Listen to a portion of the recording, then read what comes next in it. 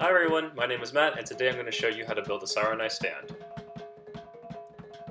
We're going to need an 8-foot piece of wood and also a smaller thin slat. You're going to need a saw, screw gun, nails and screws, tape measure. So we're going to measure out our Sarunays.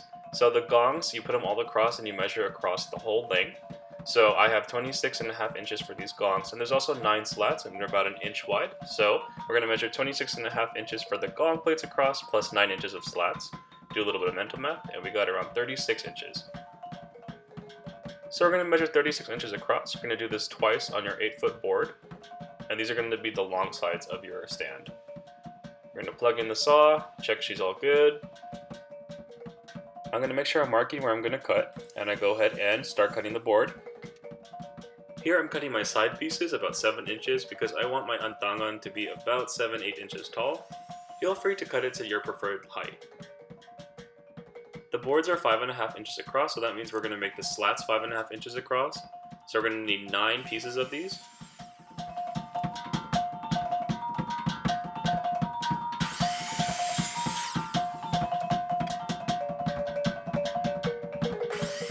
Once you have 9 pieces cut out like we have here, we're going to move on to our side pieces. So I like to go 1/4 inch in and mark it at 1.5 and 4 inches, and do that on both sides of the pieces.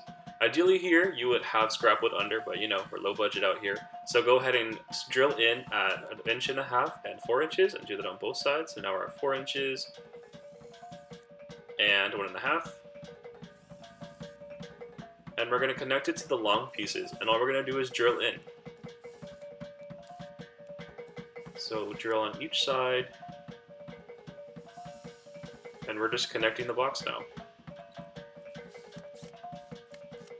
Go ahead and grab the other long piece of wood and attach it to this side and drill in here as well. Once we've got that side done, we're going to give it a good flip and drill.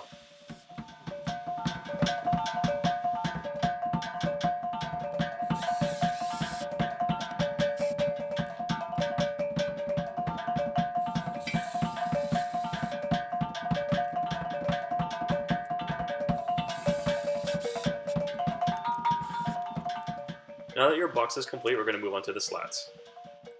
Your first and last slats are going to cover up any of the open seams.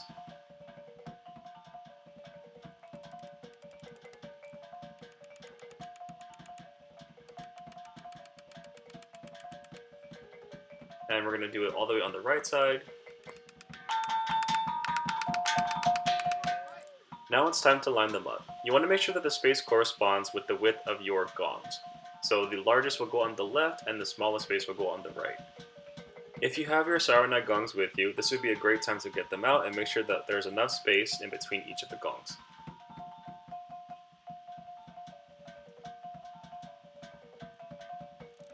So now I'm going to go ahead and hammer all of them in. I start with one side just to keep it all anchored.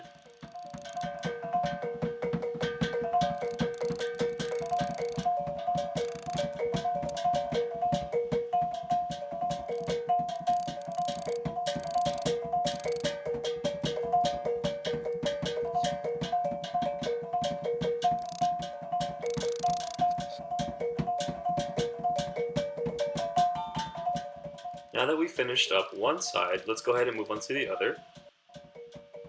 This is where your T-square can come in handy to make sure everything's 90 degrees. But to be totally honest, it doesn't have to be perfect.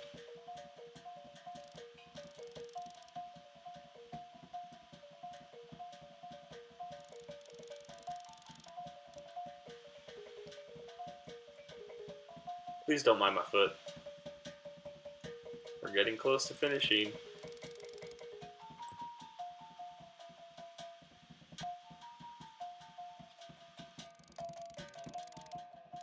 And there you have it, a Sarunay stand made at home.